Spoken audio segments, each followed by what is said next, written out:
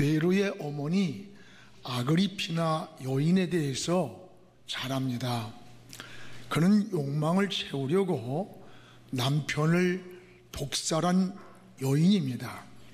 자기 아들을 황제로 만들려는 그 탐욕 때문에 남편에게 독버섯을 먹여서 남편을 죽였습니다. 이 광경을 보고 아들이 울면서 어머니, 아버지를 죽이면 안 돼요 말렸지만 내가 황제가 되기 위해서는 아버지를 죽이지 않으면 안 된다고 거절하면서 죽였습니다. 어머니가 독을 넣은 버섯을 먹고 아버지가 사지를 뒤틀면서 비참하게 죽어가는 모습을 이 아들 네로가 보았습니다. 네로의 정신세계는 황폐해졌습니다. 그가 훗날에 황제가 되었습니다. 얼마나 많은 사람을 죽이고 잔인하게 그 황제의 삶을 살았는가 네로의 삶을 알잖아요. 욕망을 채우기 위해서 남편까지 죽이는 그 어머니의 잔인한 모습을 보고 자란 이 아들 네로는 이 성품이 황폐하게 파괴된 거예요. 결국은 그 네로도 자살을 하고 말았습니다. 욕망이라는 게 뭐예요? 욕망에 사로잡히게 되면 우리의 영혼도 정신도 더 황폐하게 망가진다는 걸 알아야 돼요. 현대인들은 무엇인가 쫓기면서 삽니다. 가난할 때보다 부유할 때 오히려 더 목마름이 있어요. 못 배울 때보다 더 배우고 나서, 여러분 소유가 적을 때보다 더 많을 때 인생에 목마름이 있다는 거예요. 이것을 인간의 실존이라고 말합니다. 풍요해지면 우리는 행복지수가 높을 것이라고 생각을 합니다. 그런데 그렇지가 않습니다. 사람은 풍요해질수록 만족하기보다는 이 목마름이 더 많아진다는 겁니다. 인간은 짐승과 다릅니다. 의식주만 가지고 행복하다고 말하지 않습니다. 사랑을 느끼고 자유를 누리고 그리고 마음의 평화가 있어야 돼요. 인간은 정신이 있고 영혼이 있기 때문입니다. 그래서 파스칼은 우리 인간의 마음에는 빈 공간이 있다는 거예요. 이 빈 공간의 공허함은 하나님만이 채울 수 있는 영혼의 목마른 곳이라는 거예요. 맞습니다. 이것은 문화, 경제, 지식이나 쾌락으로 채워지지가 않아요. 영혼의 이 목마름은 하나님만이 채울 수가 있는 것입니다. 그래서 오늘 말씀에 이사야 선지자는 주전 690년경에 이렇게 말씀합니다. 너희 목마른 자들아 다 내게로 와라. 목마른 자들아 하나님께로 오라고 초대를 합니다. 그리고 오늘 2절에 보면 이렇게 말씀합니다. 우리 읽어봅시다. 너희가 어찌하여 양식 아닌 것을 위해서 은을 다르 배부르게 못할 것을 위하여 수고하느냐. 내게 듣고 들을지어다. 그리하면 너희가 좋은 것을 먹을 것이며 너희가 즐거움을 얻을 것이라 그랬어요. 오늘 여기 양식 아닌 것, 배부르게 못할 것을 가지고 어찌 수고를 하느냐는 거예요. 다시 말하면 문제를 가지고 하나님 앞으로 오라는 거예요. 여러분, 인생의 문제들이 영적으로 깨닫고 보면 하나님과 나와의 수직적 관계에서 오는 게 이 문제라는 거예요. 하나님과 영적으로 막히거나 건강하지 못하면 마음에 평안이 없고 안식이 없어져요. 가정도 삶도 건강한 삶을 누리지 못해요. 본질적인 문제는 너와 나의 관계가 아니에요. 하나님과 나의 관계에서 여러분 생기는 문제라는 것을 알아야 돼요. 그래서 진단이 정확해야 처방이 나오는 거예요. 원인을 알아야 결과를 해결할 수가 있는 겁니다. 사람은 이 영적 존재이기 때문에 하나님과의 깊은 이 관계를 회복할 때 거기에 평안이 있어요. 진정한 안식이 있고 이 영혼의 목마름이 해결되는 겁니다. 그래서 오늘 영혼의 목마른 자들을 향해서 하나님은 세 가지로 초대를 하는 내용입니다. 하나는, 따라합시다. 하나님의 말씀을 들으라. 하나님은 하나님의 말씀을 들으라고 초청하는 거예요. 오늘 3절을 우리 같이 한번 읽어보겠습니다. 너희는 귀를 기울이고 내게 나와 들으라. 그리하면 너희의 영혼이 살리라. 내가 너희를 위하여 영원한 언약을 맺으리니 곧 다윗에게 허락한 확실한 은혜라. 이 확실한 은혜가 뭐예요? 너희는 귀를 기울이고 하나님 앞에 나와 들으라는 거. 들으라. 그러면 너희 영혼이 살리라는 겁니다. 이 유대인들은 자녀를 양육할 때 가장 중요한 세 가지 단어가 있습니다. 항상 어느 곳에서 무엇을 하든지 이 세 가지를 교육한다는 거예요. 하나는 헤세드라고 하는 말인데 이 뜻은 은혜라는 말입니다. 모든 삶이 그들은 하나님의 은혜라고 고백을 합니다. 애굽에서 나온 것을 하나님 은혜였고 광야에서 멈추지 않고 가나안 땅까지 들어가게 한 게 이게 하나님의 은혜라는 거예요. 그래서 그들은 헤세드라고 고백을 하는 거예요. 여러분, 과거 에베네셀의 하나님, 현재 나와 함께 하시는 임마누엘의 하나님, 그리고 내 미래까지 예비하시고 준비해 놓고 계시는 여호와 이레의 하나님, 즉 과거와 현재와 그리고 미래에 우리와 함께 하시는 그것이 모두가 하나님 은혜라는 거예요. 그래서 유대인들은 자녀들에게 헤세드란 말을 끊임없이 교육한다는 거예요. 또 하나는 자카르란 말, 자카르. 이 뜻은 기억하라. 기억하라. 뭘 기억하느냐? 하나님을 기억하라. 하나님 말씀을 기억하라. 역사를 기억하라는 거예요. 하나님의 역사를 기억하고 민족의 역사를 기억하라면서 그들에게 민족혼을 심어준다는 겁니다. 그래서 여러분, 유대인들이 다 그 나라를 뺏기고 디아스포라로 흩어져 살던 민족이 다시 만났을 때 자기 언어를 가지고 하나로 모일 수 있었고 세계 민족 위에 뛰어난 민족으로 그들이 살아가는 겁니다. 지금 또 하나는 뭐냐? 쉐마라는 말이 쉐마. 이건 들으라는 거. 들으라. 뭘 들으냐? 하나님 말씀을 들으라는 거예요.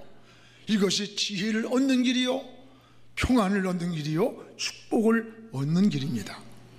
말씀을 들을 때에 영혼이 사는 길이 열립니다. 그래서 아모스 7장 7절에 보면은 아모스 선지자는 이렇게 말씀합니다. 오늘 우리의 하나님 말씀은 다림줄이라. 다림줄.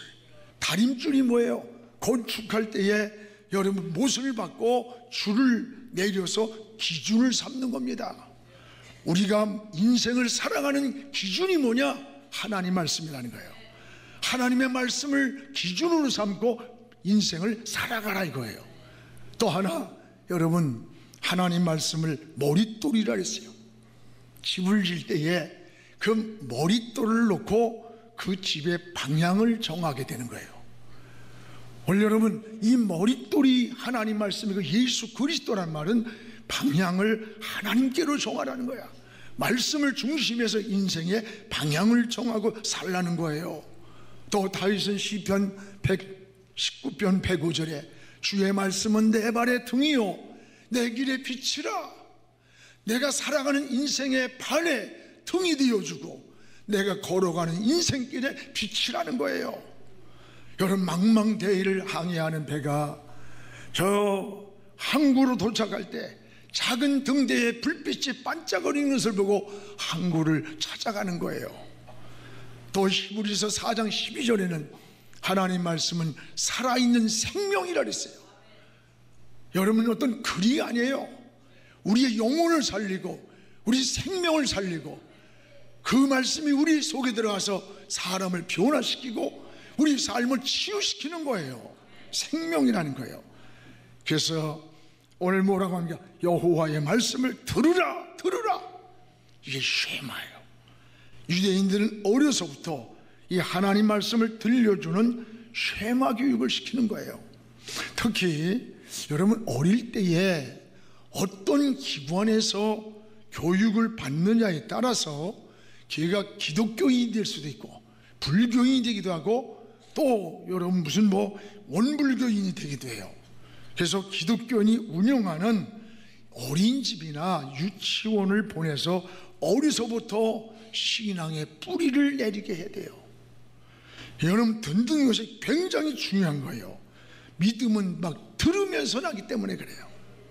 오늘 말씀에 이사야는 3절에 너희는 귀를 기울이고 내게 나와 들으라. 그리하면 너희 영혼이 살리라. 너희 영혼이 사는 길이 뭐냐? 하나님 앞에 나와 귀를 기울이고 들어야 산다는 거예요. 그렇습니다. 영혼이 뭐예요? 하나님과 교통하는 이 영의 사람, 우리의 속 사람이 산다는 거예요. 하나님 말씀을 들을 때에, 또한 하나님 말씀을 들을 때에 즐거움을 얻으리라 했어요. 2절에 즐거움을 얻으리라. 오늘 2절 우리 같이 한번 읽어봅시다. 너희가 어찌하여 양식이 아닌 것을 배부르게 못할 것을 위해서 수고하느냐? 내게 듣고 들을지어다. 그리하면 너희가 좋은 것을 먹을 것이며 너희 자신들이 기름진 것으로 즐거움을 얻으리라. 기름진 것으로 즐거움을 얻으리라. 이 즐거움이라는 게 뭐냐? 세상적인 쾌락, 쉼이 여러분 오락에서 오는 그런 즐거움이 아니에요. 하나님이 주시는 즐거움을 말하는 거예요. 이 즐거움은 안식이요, 평안이요, 즐거움이요, 행복이요, 기쁨인 것입니다. 찬송가 288장, 이 찬송가를 작사한 파니 크로스비에서 잘 알잖아요. 그는 태어나서 6개월 만에 그만 시력을 잃었어요. 평생 동안을 보지 못하는 맹인으로 살아가면서도 그 마음속에 하나님의 은혜를 경험하고 영의 눈이 밝아졌어요. 그때에 지은 찬송가 시가 여러분 288장 안에요. 나와 세상은 간 곳이 없고 구속한 주님만 보입니다. 이것이 나의 간증이요 이것이 나의 찬송이라. 나 사는 동안 영원히 주님을 찬양하는 거예요. 하나님의 말씀을 들으라는 거예요. 그러면 영원히 살리라. 그리고 즐거움을 얻으리라는 겁니다. 오늘도 하나님의 말씀에 귀를 기울이면서 인생의 방향을 정하고 기준을 삼으면서 살아가기를 주의 이름으로 축복합니다. 또 하나는 따라서 하나님을 찾으라. 하나님을 찾으라는 거예요. 오늘 6절입니다. 우리 다 같이 읽겠습니다. 너희는 여호와를 만날 만한 때에 찾으라. 가까이 계실 때에 그를 부르라. 하나님을 만날 만한 때, 가까이 계실 때 기회를 놓치지 말라는 거예요. 여러분, 기회는 지나갑니다. 기회는 준비된 자에게만 잡을 수 있는 거예요. 참새떼가 우리 밭에 앉았다고 내 거 아니에요. 내가 잡아야만 내 것이 되는 거예요. 인생의 성공도 기회가 왔을 때 그 타이밍을 놓치지 않는 걸 성공이라고 말해요. 여러분, 세계적인 명지휘자 토스카니니에 대해서 잘 알잖아요. 그는 원래 지휘자가 아니에요. 첼로 연주자였습니다. 불행하게도 아주 심한 이 근시라 잘 못 보는 거예요. 그래서 이 토스카니니는 관현악단의 일원으로 연주할 때마다 악보를 빨리 볼 수 없기 때문에 다 미리 연습하고 외워가지고 연주회를 나가곤 했답니다. 한 번은 연주회가 시작되는 시간인데 지휘자가 갑자기 병원으로 실려간 거예요. 그 많은 오케스트라 단원 중에서 이 악보를 다 외우고 있는 단원이 하나도 없었어요. 오직 이 토스카니니밖에 없었다는 거예요. 그래서 그가 임시 지휘자로 발탁이 되어서 그 지휘대 위에 서게 됐다는 거예요. 그 나이가 19살. 이것이 기회가 되어서 세계적인 지휘자 토스카니니가 탄생하는 순간이었다고 하지 않습니까? 여러분, 준비된 자에게 늘 새로운 기회가 온다는 걸 잊지 않기를 바랍니다. 미래는 준비한 자의 것이에요. 우리가 열정만 가졌다고 하는 게 아니라 준비된 자를 하나님은 찾고 쓰시는 겁니다. 더 아름다운 미래를 위하여 오늘을 준비하는 이 타이밍을 놓치지 않아야 돼요. 우리 신앙도 하나님을 만나는 때를 이게 있습니다. 하나님을 만날 만한 때 찾으라. 가까이 계실 때 그 하나님을 부르라는 거예요. 여러분, 하나님은 여러 가지 방법으로 우리를 부르고 있다는 걸 알아야 돼요. 때로는 환경을 통해서 우리를 부르고 있어요. 때로는 우리 양심을 통해서 하나님이 부르기도 하고, 어릴 때는 사람을 통해 부르기도 합니다. 하나님을 찾고 부를 수 있는 그 타이밍을 놓치지 않기를 축복합니다. 그러면 우리는 하나님을 찾을 수 있는 때, 그 찾을 수 있는 때가 언제일까? 사실 평안할 때, 잘 될 때보다 어쩌면 삶이 곤두박질치고 풍랑을 만나고 어렵고 힘들 때 하나님을 찾는 시간이 더 많아요. 아이들이 자기 인생이 편안하면요, 절대 부모 생각 안 해요. 군대를 갔거나 해외를 나갔는데 자녀들이 자꾸 전화를 하고 그러면 여러분, 심각하게 예민하게 반응을 해야 돼요. 뭔가 힘들고 뭔가 지쳐있고 뭔가 삶이 안정이 안 됐기 때문에 자꾸 전화하고 그러는 거야.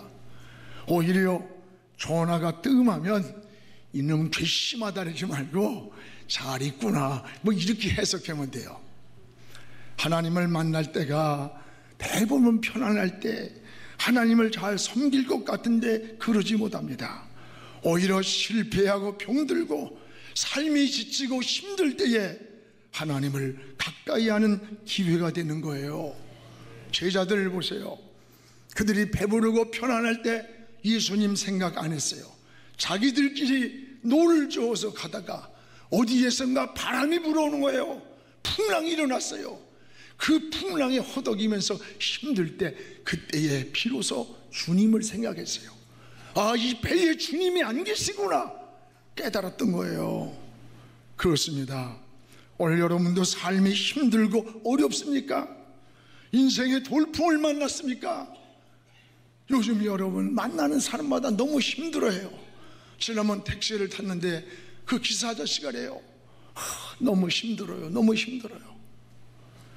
요새 자영업자, 중수업자 너무 힘들어요. 오늘 여러분, 우리의 삶이 지치고 힘들 때, 인생의 돌풍을 만날 때 오히려 하나님이 여러분 곁에 더 가까이 찾아와 계시다는 것을 깨닫기를 축복합니다. 오늘 그 하나님을 찾으시기 바랍니다. 그 하나님을 찾는 방법이 뭘까요? 바로 기도입니다. 여러분, 기도는 하나님을 찾고 나의 소원을 하나님께 고백하는 거예요. 그리고 하나님의 대답을 기다리고 있는 겁니다.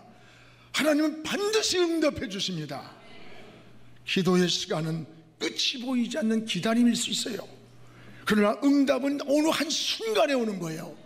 그래서 10년에 염려하는 것보다 10분의 기도가 낫다는 말이 있습니다. 기도가 하나님을 찾는 방법입니다. 오늘 자신을 위해서, 가정을 위해서, 교회를 위해서, 내 나라, 내 조국을 위해서 하나님 앞에 기도하기 바랍니다. 시편 50편 15절에 환난 날에 나를 부르라, 내가 너를 건지리니 내가 나를 영화롭게 하리라. 환난이 뭐예요? 우린 평안하다, 우리 괜찮아, 안전하고 즐겁다라고 하는데 어느 순간에 예상치 못한 돌풍을 만나고 예상치 못한 아니다는 판단을 받고 예상치 못한 실패가 찾아오는 게 환난이에요. 그럴 때 어떻게 해야 됩니까? 당황하고 낙심하고 절망하는 것이 아니라 나를 찾으라는 겁니다. 하나님을 찾는 게 믿음이에요. 오늘도 방법을 찾아 헤매이지 말고 하나님을 찾는 자가 되기를 축복합니다. 또 하나 따라합시다. 하나님께로 돌아오라. 오늘 하나님께로 돌아오라는 초청입니다. 7절을 우리 같이 읽겠습니다. 악인은 그 길을, 불의한 자는 그 생각을 버리고 여호와께로 돌아오라. 그리하면 그가 긍휼히 여기시리라. 우리 하나님께로 돌아오라. 그가 너그럽게 용서하리라. 여기 여러분, 돌아온다는 말이 뭐예요? 지금 가고 있는 길에서 방향을 바꾸는 걸 말해요. 내가 지금 걸어가고 있는 그 곳에서 방향을 바꾸는 거예요. 여기 뭐랬어요? 악인은 그의 길에서, 악인은 그 길에서 방향을 바꾸고, 여기에 불의한 자는 그 생각을 버리고 방향을 바꾸라는 거예요. 버리고 여호와께로 돌아오라고 부르는 겁니다. 여러분, 돌아올 때 안식이 있습니다. 오늘 7절 끝에 그가 너를 긍휼히 여긴다. 우리 하나님께로 나와라. 그가 너를 용서해 준다. 그렇습니다. 우리는 하나님께로 나와야 돼요. 항상 하나님과 멀어질 때 문제가 생기는 겁니다. 아이가 부모와 떨어져 있으면서 사고가 일어나는 거예요. 신앙도 마찬가지예요. 하나님과 멀어질 때에 문제가 오는 거예요. 성도의 신앙은 항상 하나님과 동행하는 겁니다. 할렐루야. 그래서 하나님과 동행할 때 하나님 품에 안식이 있고 평안이 있고 지혜가 있고 용서를 경험하게 되는 겁니다. 여러분, 탕자를 보세요. 아버지의 집을 떠나 행복하고 즐길 수 있을 줄 알았어요. 그러나 그는 삶의 목적을 잃었어요. 호랑방탕했어요. 그리고 있는 것마저 다 탕진했어요. 설상가상으로 그가 살고 있던 지역이 흉년이 왔어요. 돼지가 먹는 열매를, 쥐염 열매를 찾았지만 그것마저도 힘들 때, 그때에 가서 이 탕자는 아버지를 생각하는 거예요. 편안할 때 아버지 생각 안 했어요. 돈 있을 때 생각 안 했어요. 병들고 실패하고 힘들고 살 수 없을 때 우리 아버지 집에 먹을 게 많았는데, 그러면서 아버지의 품으로 돌아오는 걸 봅니다. 자식은 병들고 실패하니까 아버지가 생각났지만 아버지는 떠나는 날부터 돌아올 때까지 매일같이 그 아들을 기다리는 아버지. 부모가 된 여러분, 공감이 되잖아요. 그게 우리 하나님의 마음이에요. 이게 하나님 사랑이에요. 여러분, 자식이 아무리 잘못했어도 아버지 앞에 돌아와서 용서를 구하면 야단은 칩니다. 그러나 그것은 이미 용서했다라는 증거예요. 하나님도 마찬가지예요. 그래서 호세아서 6장 1절에 하나님은 이렇게 말씀합니다. 우리 같이 읽어봅시다. 오라, 우리가 여호와께로 돌아가자. 여호와께서 우리를 찢으셨으나 도로 낫게 하실 것이요, 우리를 치셨으나 싸매어 주실 것이라. 그렇습니다. 하나님께로 돌아가자. 하나님께서 우리를 찢었지만 돌아갈 땐 낫게 해줄 거다. 하나님이 우리를 떠나 치셨을지라도 하나님께로 돌아가면 하나님이 싸매 주실 것입니다. 그렇습니다. 하나님은 사랑과 용서의 하나님이에요. 아버지의 품으로 돌아오면 과거의 허물을 묻지 않으시는 하나님이십니다. 오늘 하나님의 품으로 돌아갑시다. 하나님은 이미 용서가 되었고 모든 교제가 회복이 되는 것입니다. 또한 우리는 하나님과 다름을 인정하라는 거예요. 다름. 우리와 하나님은 다르다는 거예요. 오늘 8절을 우리 같이 한번 읽어보겠습니다. 이는 내 생각이 너희의 생각과 다르며 내 길은 너희의 길과 다름이라. 여호와의 말씀이라. 두 가지가 달라요. 하나는 내 생각이 하나님 생각과 다르다는 것을 인정해야 돼요. 하나님은 사울에게 전쟁을 이기게 할 테니까 아말렉을 이긴 후에 사람이든 짐승이든 싹 죽여버리라 했어요. 근데 전쟁을 이기고 났는데 사울 왕의 생각에 이 건강한 이들을 갖다 종으로 삼고 일을 시키면 좋겠다 생각을 해가지고 안 죽였어요. 어떻게 됐어요? 훗날에 다시 이들이 번성을 해서 이스라엘 백성을 괴롭히는 잡족들이 바로 이 아말렉 족속이에요. 내 생각과 하나님 생각이 다르다는 것을 우리가 알아야 돼요. 우리는 어떻게 살아야 됩니까? 우리는 먼저 하나님께 물어야 돼요. 이럴 때 하나님 어떻게 할까요? 이럴 때 어떻게 결정할까요? 어떻게 선택할까요? 하나님의 생각을 물어야 된다는 거예요. 또 하나, 하나님과 내 길도 다르다는 길도. 여러분, 하나님과 생각도 다르고 하나님과 우리의 길도 다르다는 거예요. 우리는 한치 앞을 모르고 사는 것이 여러분 우리의 모습이에요. 그러나 하나님은 미래까지 아시고 우리 길을 인도해 주는 겁니다. 롯과 아브라함의 선택을 보십시오. 롯은 당장 눈앞에 보이는 기름진 소알 땅을 선택했어요. 그러나 그 땅은 훗날에 소돔과 고모라의 심판의 불이 내린 땅이었어요. 한치 앞을 모르고 육신의 눈으로만 인생을 선택할 때가 우리의 모습 아닙니까? 우리도 여러분 내 생각과 하나님이 인도하는 길이 다름을 인정하고 하나님이 인도하는 그 길을 따라가는 것이 바로 신앙이요 믿음인 것입니다. 빌리 그레함 전도 때마다 찬양을 하면서 동행하는 맹인 간증자가 있었습니다. 그는 이런 간증을 늘 합니다. 나를 인도해 주는 사람은 저 100m 앞에 무슨 장애물이 있다, 위험이 있다고 말하지 않습니다. 나를 인도해 주는 사람은 항상 1m 앞에 물이 있으니 건너세요. 앞에 바로 장애물이 있으니 조심하세요. 이렇게 말해줍니다. 하나님도 내 앞길에 5년 후, 10년 후에 무엇이 있다고 말씀하지 않습니다. 오직 오늘이라는 순간순간을 하나님 손에 맡기고 걸어갈 때 나의 한 걸음 한 걸음을 하나님이 책임지시고 인도해 주십니다 라고 고백을 하는 거예요. 맞습니다. 사랑하는 성도 여러분, 오늘 세 가지를 기억합시다. 하나님의 말씀을 들으십시오. 하나님을 찾으십시오. 그리고 하나님께로 돌아가시기 바랍니다. 말씀에 귀를 기울이며 영원히 사는 길을 선택해야 합니다. 하나님을 찾는 때를 놓치지 않아야 합니다. 하나님을 만날 때 영적인 교제가 이루어져요. 영혼의 목마름이 해결되는 겁니다.